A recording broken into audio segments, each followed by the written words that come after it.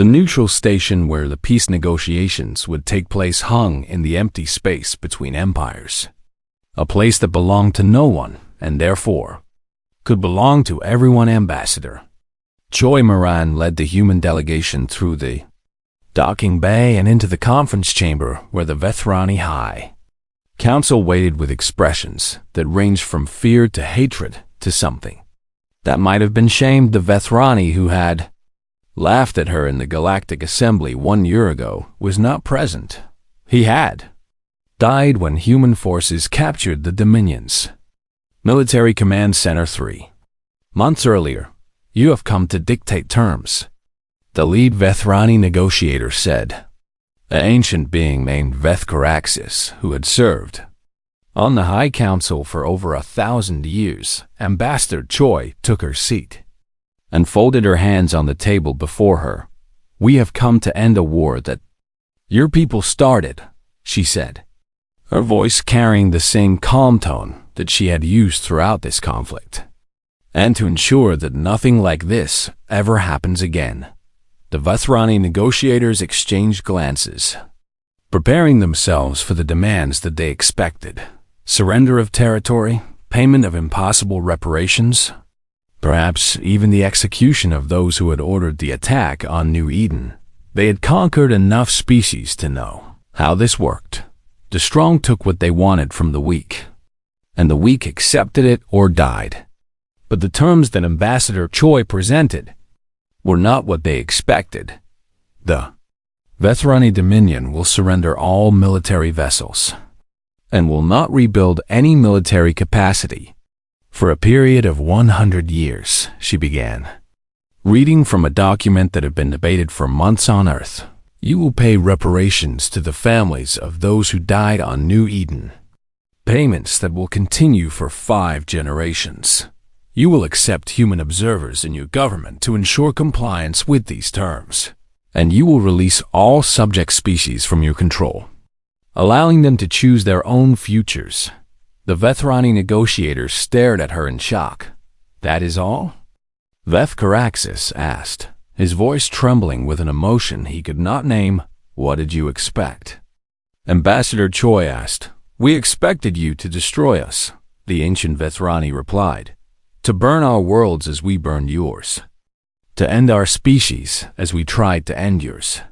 Ambassador Choi was silent for a moment, and when she spoke again, her voice carried a weight that made everyone in the room lean forward to hear. We considered it, she said. We debated it for months on Earth, in council chambers and public forums and private conversations.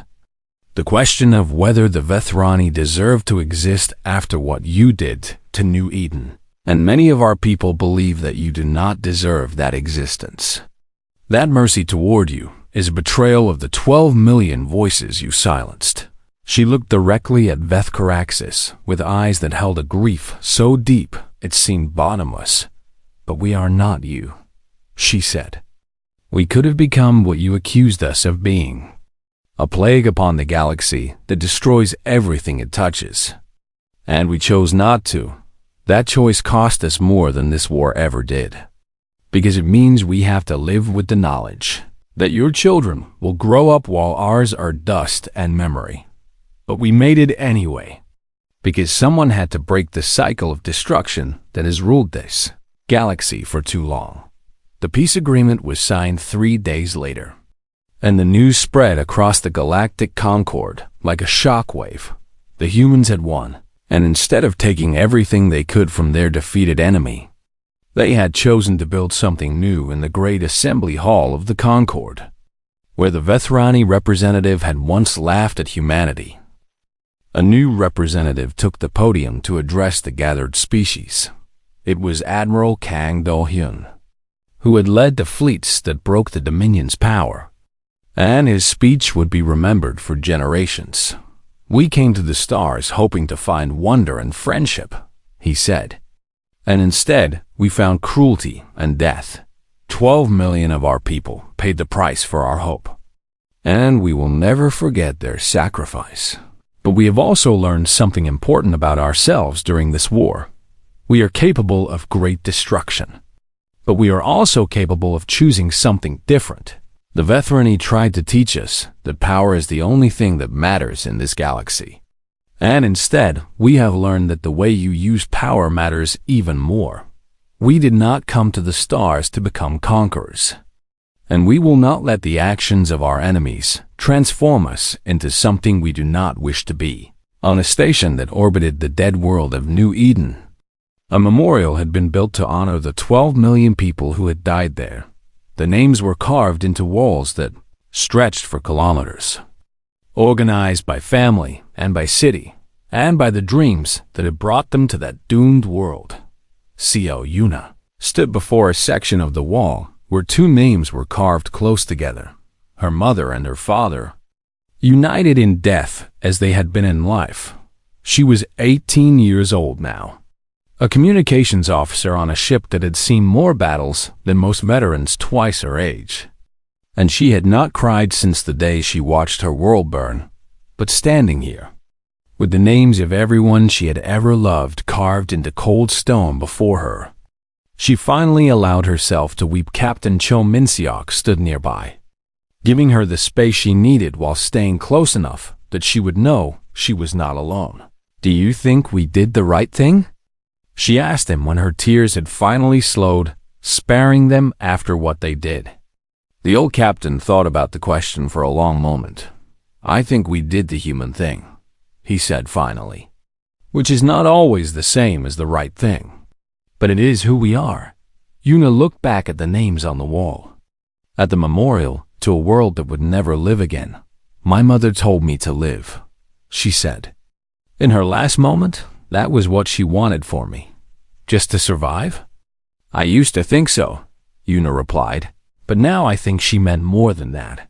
I think she wanted me to live in a way that she would be proud of, to be someone worthy of the sacrifice she made."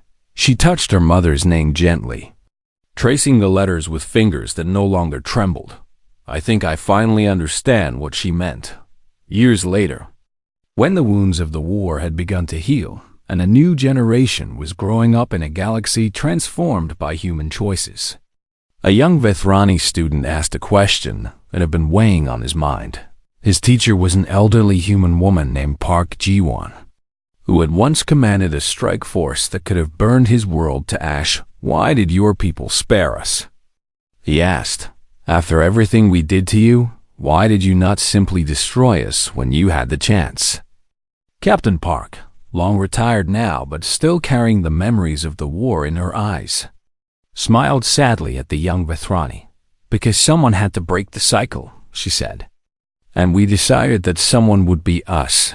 The student thought about this answer, trying to understand a mercy that his own species had never shown to their enemies. Was it difficult?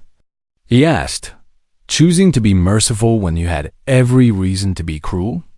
"It was the hardest thing we have ever done," Park replied, "but also the most important." She looked out the window of the classroom at a sky that held both human and Vethrani ships, trading now instead of fighting, building something together that neither species could have built alone. "Fire does not have to consume everything it touches," she said. "Sometimes it can light the way to something better." And in the stars above, where 12 million people had once died for the crime of hoping for a better future, their descendants and their former enemies worked side by side to prove that hope had not died with them. The war had lasted 8 months now, and the Vethrani Dominion was dying. Captain Park Ji-won stood on the bridge of her ship, the Silent Fury, looking down at a world called Veth Karalis that had once been the breadbasket of the Dominion. Her strike force had lost 63 ships getting here, 63 crews who had given everything to reach this moment. And now she had the power to repay the Vethrani for New Eden in the most direct way possible. "Weapons are charged and ready, Captain," her weapons officer reported. A young man named Han Seyoon who had watched his mother burn on New Eden and had not smiled. Since that day, targeting solutions confirmed for all major population centers, the tactical officer added Park. Ji-won looked at the display that showed the world below her, a green and blue marble that reminded her painfully of the home she had lost. 8 million Vethrani lived on this world. Civilians who worked in the fields and the processing plants, who raised families and celebrated holidays and dreamed of futures that they believed were secure. Her finger hovered over the command that would turn all of those dreams into ash. Captain, her communications officer said, "We are receiving transmissions from the surface. Emergency broadcasts on all frequencies. What are they saying?" Park asked the communications officer. Listen for a moment. And when she spoke again, her voice was strained. "They are begging, Captain, begging us not to destroy them, saying that they had nothing to do with the attack on New Eden, that they are just farmers and workers and families trying to survive." The bridge fell silent as every crew member thought about the families on New Eden who had been just trying to survive, who had begged and pleaded in their final moments before the fire took them. Han Sejun looked at his captain with eyes that burned, with a rage that had kept him alive through 8 months of hell. "They did not listen when our people begged," he said, his voice tight with barely controlled fury. "Why should we listen to them?" Park Ji-won understood that rage because she felt it herself. A fire in her chest that had never stopped burning since the day she lost everything. But as she looked at the world below her, she saw something that made her pause. She saw a school in one of the cities, a building filled with young Vethrani who were probably hiding under their desks right now, terrified of the death that hung above them in the form of human warships. She saw a hospital where the sick and injured were being moved to underground shelters in a desperate hope that the Earth might protect them from orbital bombardment. She saw a mother running through the streets with a child in her arms, looking up at the sky with the same expression that Park had seen on human faces on New Eden. "Scan for military targets," she ordered, her voice carrying a new weight. "Captain," her weapons officer asked, confused. "I said scan for military targets.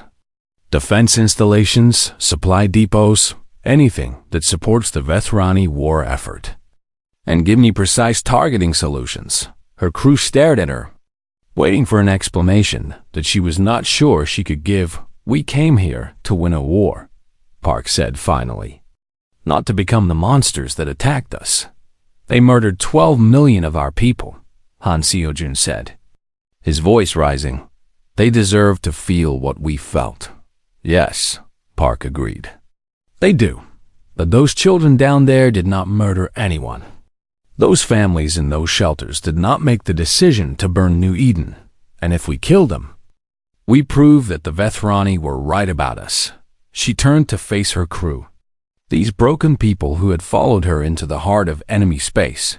"We are better than them," she said. "That is why we will win, not because we can destroy everything in our path, but because we can choose not to."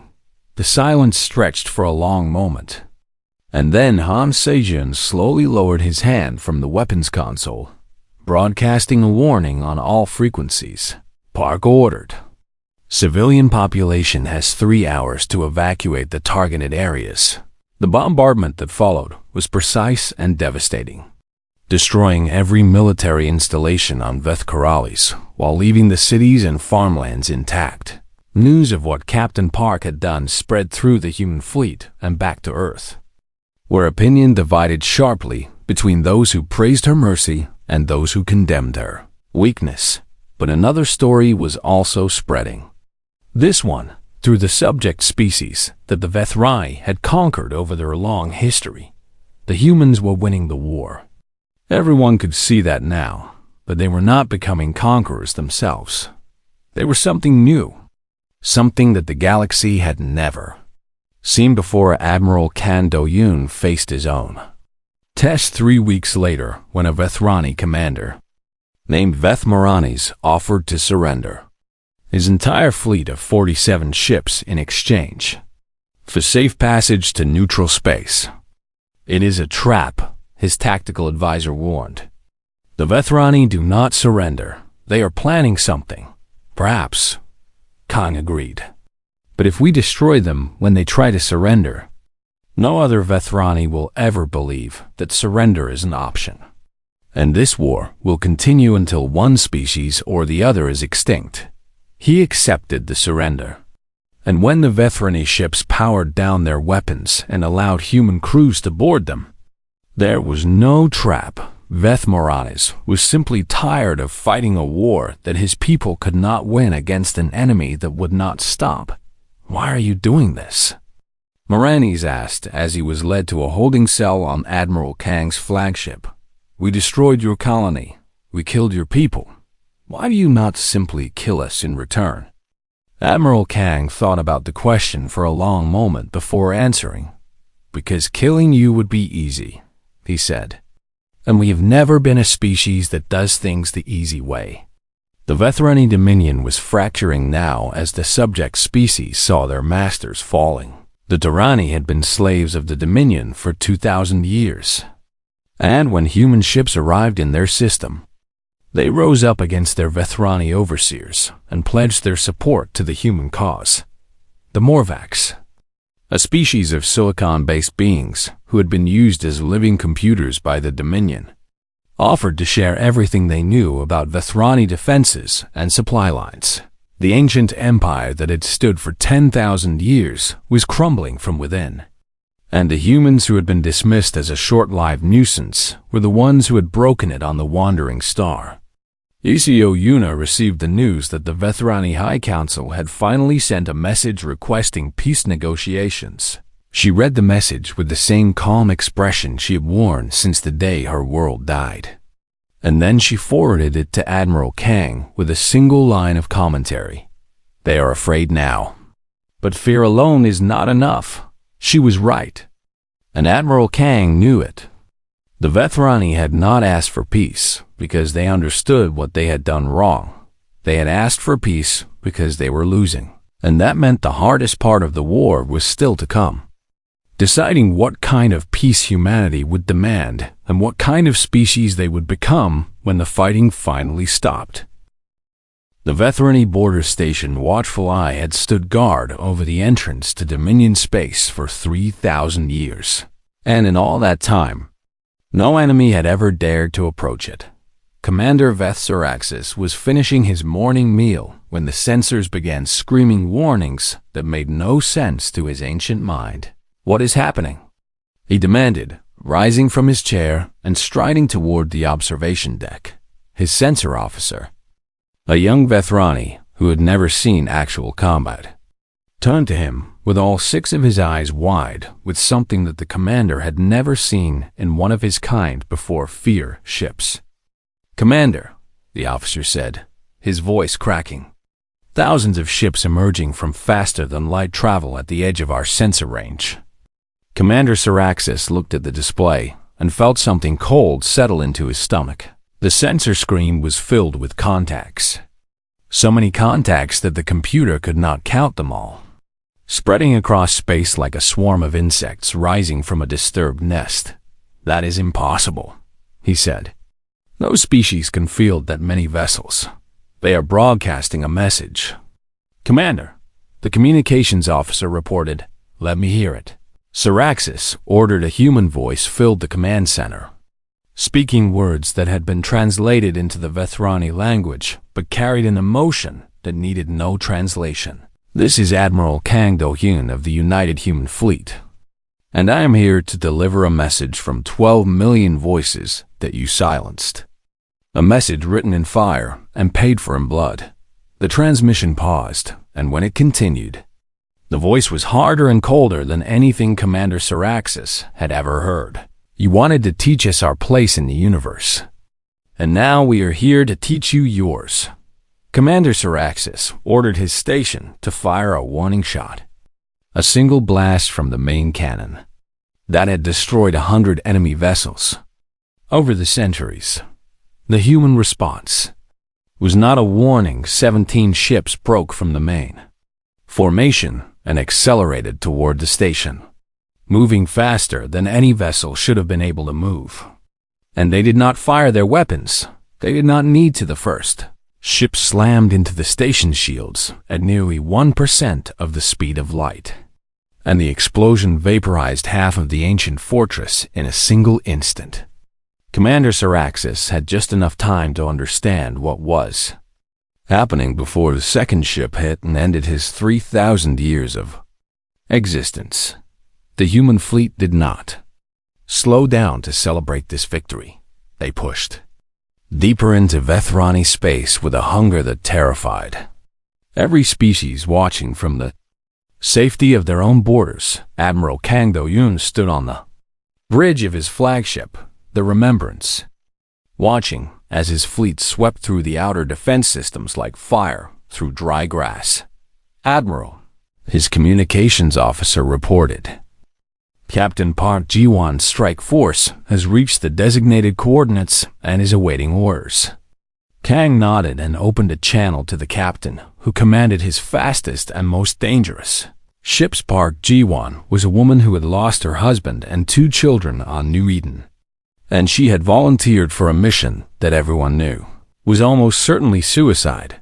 Her strike force consisted of 100 small, fast ships crewed by volunteers who had signed documents acknowledging that they were not expected to survive. Their mission was simple: punch through the Vethrani defenses and reach the heart of the Dominion before the enemy could organize a proper response.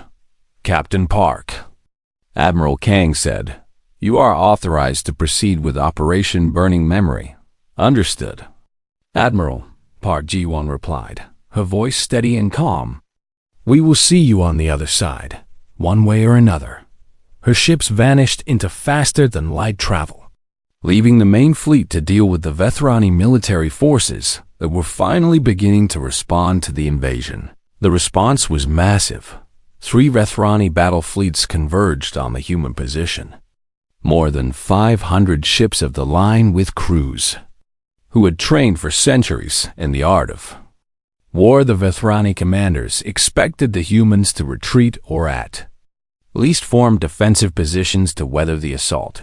Instead, the humans attacked. Admiral Kang watched from the Remembrance as his ships threw themselves at the Vethrani with a ferocity that defied all tactical logic.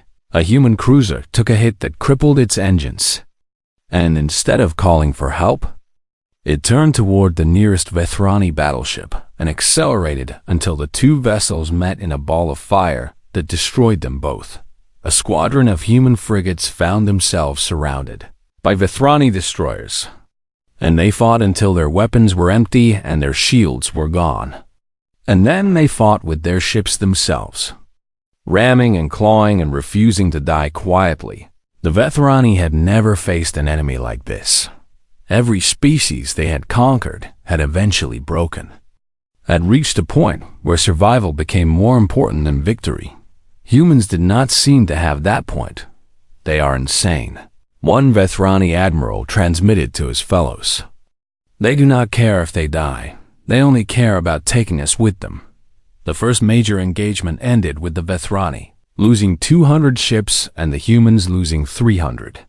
But the numbers did not tell the true story. The Vethrani had lost experienced crews who could not be replaced quickly, veterans who had served for centuries. The humans had lost volunteers who were replaced by more volunteers within hours. An endless supply of grief-fueled warriors who saw death as a price worth paying back at the Galactic Concord. Ambassador Choi Maya received a delegation of concerned species representatives who pleaded with her to accept mediation. "The Concord is willing to negotiate a peace settlement," the lead delegate said. A being made of living light who spoke for several powerful neutral species, Ambassador Choi smiled politely and handed them a data chip. "This is our response," she said. "Please deliver it to anyone who wishes to involve themselves in our dispute with the Vethrani." The delegate accessed the chip and found a single sentence repeated in every language known to the Concord: "Stay out of our way." On the communications deck of the Wandering Star, which had been refitted as a fast courier vessel, a 16-year-old girl named Iseo Yuna received a transmission from the fleet's forward scouts. She read the coordinates with steady hands and a heart that felt like it was made of ice. Signal confirmed. She reported to Captain Cho Min-seok, who had refused to give up his ship even when the military asked for volunteers. The strike force has located the first Vethrani colony world. The captain looked at her with eyes that held both pride and sorrow. How do you feel, knowing what comes next? He asked. Yuna thought about her mother's last words. About the 12 million people who would never see another sunrise. About the galaxy that had laughed when humanity asked for justice. I feel ready, she said. And she meant it with every broken piece of her soul. The morning sun rose over the city of Haven Prime, painting the glass towers in shades of gold and orange that reminded the colonists of Earth sunrises they had never seen themselves, but knew from stories passed down through generations. Seo Yuna walked through the crowded market district with her mother, her small hand wrapped tightly around her mother's fingers as they moved between stalls, selling fruits grown in New Eden's rich soil and fish caught from the planet's vast oceans. New Eden was humanity's pride, a world that orbited the star called Tau Ceti, 12 light years from the home that most colonists had never visited, but still called home in their hearts. 12 million people lived on this world now, building cities and farms and schools and hospitals, creating a civilization that proved humanity could thrive among the stars. Yuna was only 12 years old, but she already knew she wanted to be a starship pilot someday, to travel between the worlds and see the wonders that the galaxy held. Her father worked at the orbital station above the planet, managing cargo shipments that came from Earth and the other human colonies. And sometimes he would take her up there to watch the ships come and go through the great void. Can we get some of those sweet buns? Yuna asked, pointing at a stall where a vendor was pulling fresh pastries from an oven.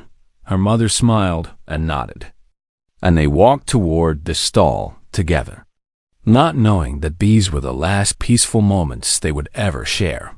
Far above the planet, beyond the range of civilian sensors, a fleet emerged from faster-than-light travel with weapons already powered and targeting systems already locked onto the population centers below.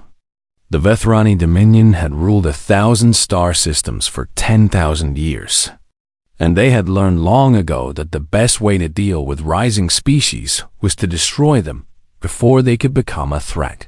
Humans had spread too far too fast, and the Dominion Council had decided that an example needed to be made. The first warning came as a deep rumble that shook the ground beneath Yuna's feet, and she looked up to see streaks of fire cutting across the morning sky, like the claws of some angry god reaching down from heaven. What is that? She asked, her voice small and confused. Her mother grabbed her and started running. But there was nowhere to run, nowhere to hide from the fire that fell from the sky. The orbital station where Yuna's father worked was the first target, vaporized in a single blast that turned metal and flesh and dreams into nothing but expanding gas and debris. Then the cities began to burn. Haven Prime disappeared in a flash of light so bright that it blinded anyone who looked at it from 100 kilometers away. And the shock wave that followed flattened everything in its path. Yuna's mother threw herself over her daughter as the world ended around them. And in that final moment, she whispered words that Yuna would carry with her forever. Live, my darling. Please live. The cargo vessel Wandering Star had been preparing to leave orbit when the attack began. And its captain, a grizzled veteran named Cho Min-seok, made a decision in seconds that would save hundreds of lives. Instead of running for the jump point, he dove toward the planet, skimming through the chaos of falling debris and Vethrani weapons fire to reach a passenger shuttle that was trying to escape the orbital station's destruction. Get those people on board now, he shouted at his crew as they opened the cargo bay doors. 847 survivors made it onto the Wandering Star before Captain Cho had to pull away or lose his ship to the Vethrani weapons that were now targeting any vessel trying to escape. Among those survivors was a young girl covered in dust and burns, clutching a torn piece of fabric that had once been her mother's dress. Una stood at the viewport as the wandering star fled toward the jump point. Her eyes fixed on the world that was dying below her. New Eden was covered in clouds of smoke and fire now, the beautiful blue and green surface hidden beneath a shroud of destruction that spread like a disease across the continents. 12 million people, she thought. 12 million voices silenced in a single morning. The ship shuddered as it entered faster than light travel, and the viewport went blank. But Una did not move from her spot. A crew member tried to lead her away to get medical treatment for her burns, but she refused to move, standing there in silence as if waiting for something that would never come back on Earth. In the Great Hall of the United Colonies Council, the leaders of humanity gathered to receive the news that would change everything. Admiral Kang Do-hyun stood at the center of the room, his face carved from stone as he listened to the fragmented distress calls that had been received before all communications from New Eden went silent. The room was filled with the sounds of screaming and explosions and desperate pleas for help that no one could answer when the last recording ended. The silence that followed was heavier than anything the council members had ever experienced. 12 million of our people, Admiral Kang said, his voice steady despite the weight of the words. Gone in less than 6 hours. A council member from the European Federation stood up with tears streaming down her face, demanding to know who had done this and why. The Vethrani Dominion, Admiral Kang replied.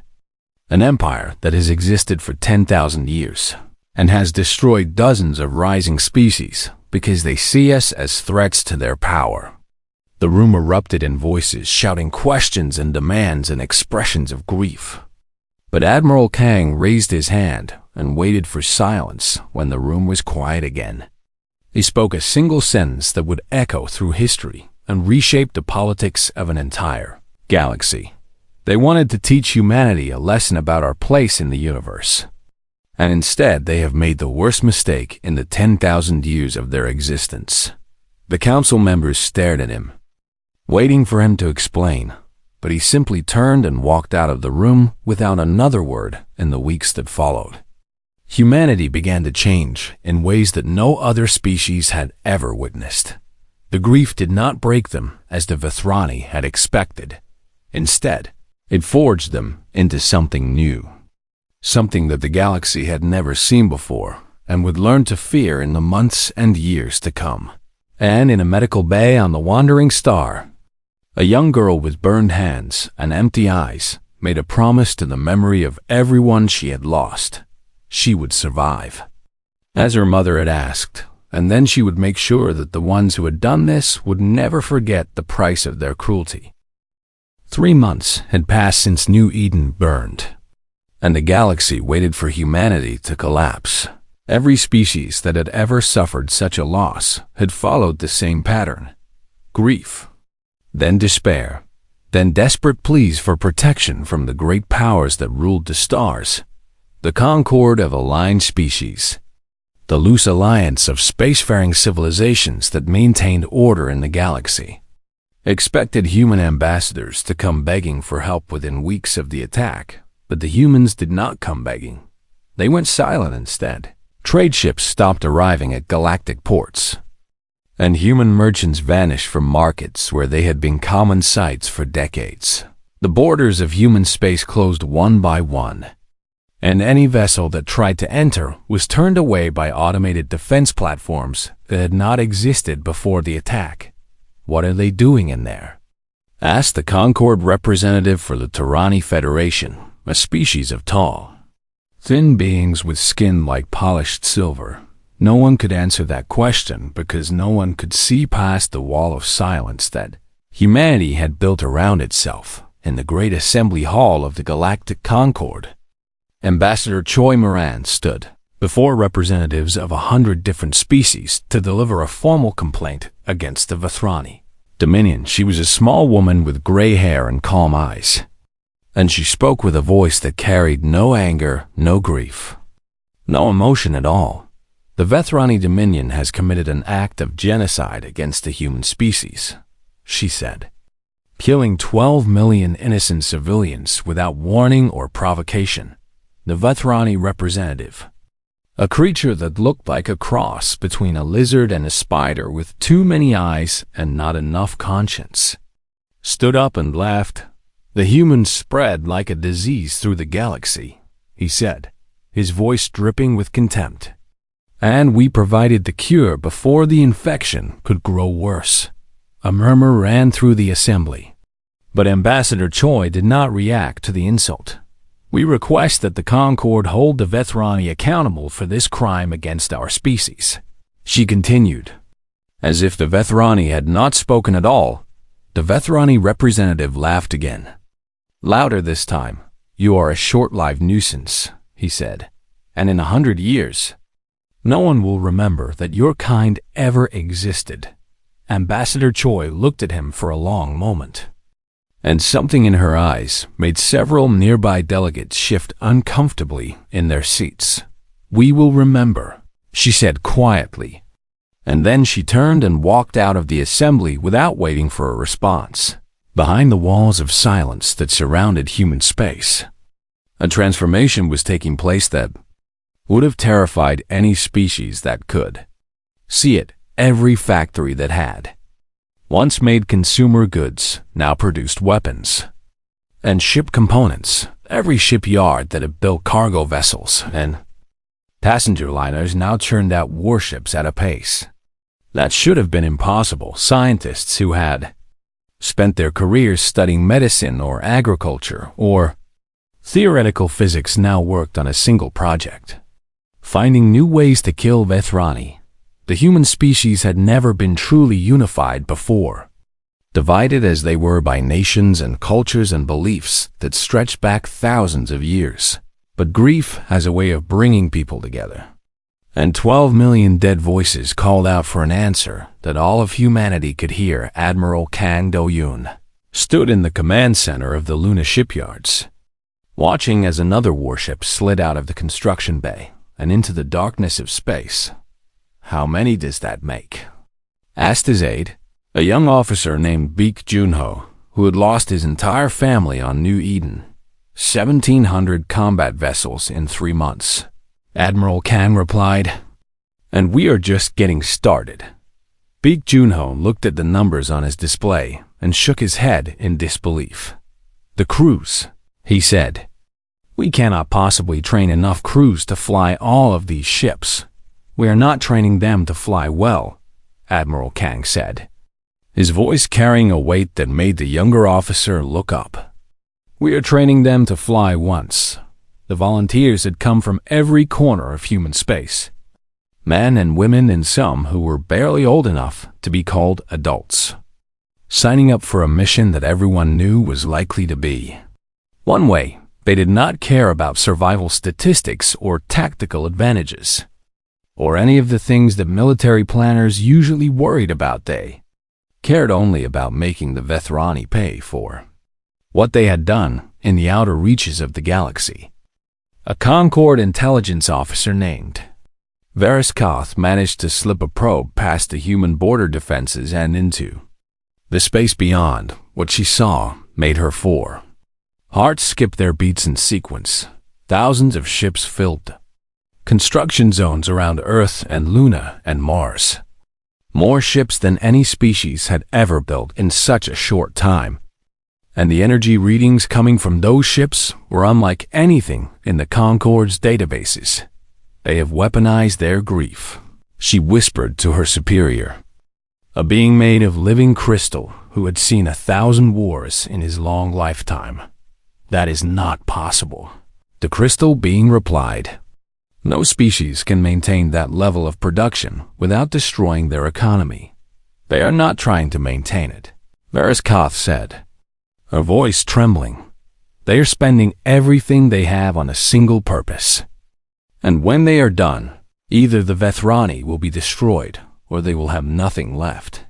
The crystal being was silent for a long moment, processing this information through a mind that had seen empires rise and fall across millennia. "Warn the Vethrani," he said finally. "Tell them what is coming. Will they listen?" Variskoth asked. "No," the crystal being replied. "But we must try, because if the humans win this war, they will not stop with the Vethrani, and the galaxy will never be the same again." The warning went out across the diplomatic channels. But the Vethrani laughed at it just as they had laughed at Ambassador Choi. They had destroyed 100 species before humanity, and they believed they knew exactly how this story would end. They were wrong, and in the darkness of human space, a fleet unlike anything the galaxy had ever seen prepared to teach them just how wrong they were.